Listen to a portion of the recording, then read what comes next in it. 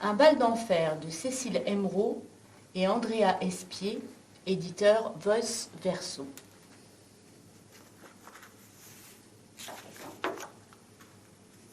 Un petit fantôme marche tout seul. Il est déjà grand pour un petit fantôme, mais la route est longue quand on est tout seul. La route est longue, très longue et droite, toute droite. Pas un arbre, pas une maison. Le petit fantôme s'assoit fatigué et un peu triste.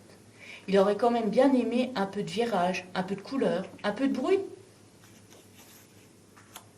Tout à coup, atchoum! Dans un nuage blanc, un visage apparaît, puis un corps, ou plutôt des os. C'est un squelette qui vient d'éternuer. « Il y a beaucoup trop de nuages par ici. On ne voit pas les arbres ni les maisons, » dit le squelette. Et puis, j'ai attrapé froid. Il s'assoit à côté du fantôme, qui se sent déjà un peu moins seul. « Où vas-tu » demande le fantôme. « Au prochain virage, mais je crois que je l'ai loupé. J'ai rendez-vous avec une momie pour aller au bal de Faustus. » Le fantôme sort une carte de sa poche, une carte d'invitation. « Moi aussi, dit le fantôme, je suis invité. C'est mon premier bal d'anniversaire. » Et il rosit un peu d'excitation. Le fantôme met encore sa main dans sa poche. « J'ai porté une famille d'araignées. Tu crois que ça lui fera plaisir ?» Le squelette sourit de toutes ses dents en hochant la tête. « Moi, je viens toujours les mains vides, mais je sais mettre l'ambiance. » Et il se met à jouer des castagnettes avec ses osselets. Les deux compagnons reprennent la route, la longue route toute droite. Le petit fantôme a une idée. Il souffle sur les nuages pour les chasser. Et enfin, à travers le voile du brouillard, il aperçoit un lampadaire. « Ah !» s'écrie le squelette. « Je reconnais cet endroit. Le virage est juste là. » Il prend le petit fantôme par la main et l'entraîne au courant jusqu'au lampadaire. Une petite momie, toute timide, semble se cacher derrière. « C'est moi, lance le squelette, tu peux venir ?» La momie s'approche lentement, à pas feutrés. « Je te présente mon ami fantôme. Lui aussi l'a invité au bal de Faustus. J'ai apporté une famille araignée. Tu crois que ça lui fera plaisir ?» demande la petite momie. Le squelette sourit de toutes ses dents et le petit fantôme rougit un peu plus. Bras dessus, bras dessous, les trois compagnons reprennent la route, la longue route toute pleine de virages. « Je connais la route par cœur maintenant, dit le squelette. On est tout près. Une fois à gauche, une fois à droite, une fois à gauche, une fois à droite, une fois à gauche, une fois à droite, une fois à gauche, une fois à droite, une fois à gauche, une fois à droite, une fois à gauche, une fois à droite, une fois à gauche, une fois à droite. Facile !»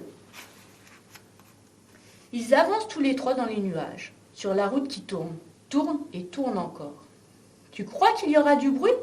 demande le petit fantôme. « Oh oui, plein !» répond le squelette. « Un bruit d'enfer. »« Tu crois qu'il y aura des couleurs ?» demande la petite momie. « Oh oui, plein !» répond le squelette. « Des couleurs d'enfer. »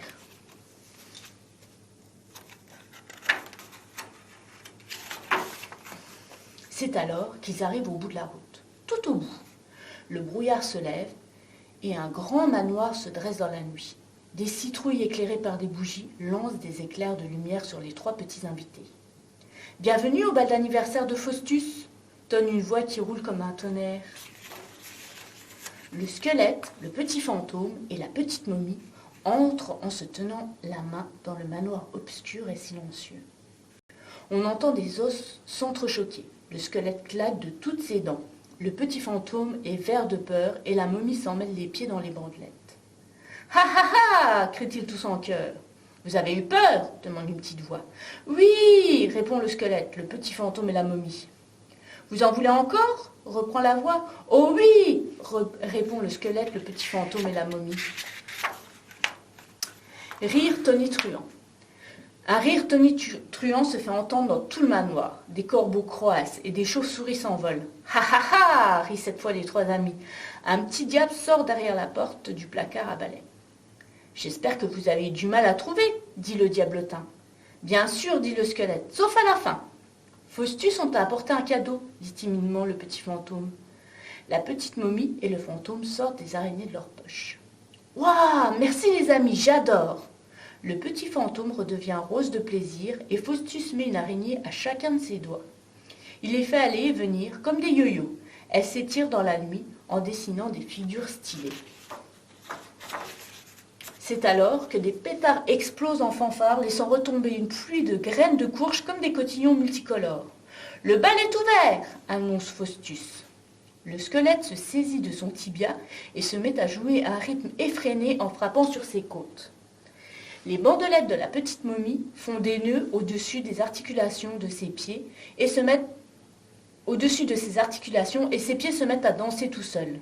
Le petit fantôme prend sa main et l'entraîne dans une valse aérienne à tout casser. De partout sortent des vampires, des sorcières et des farfadets qui entrent dans la danse en cadence.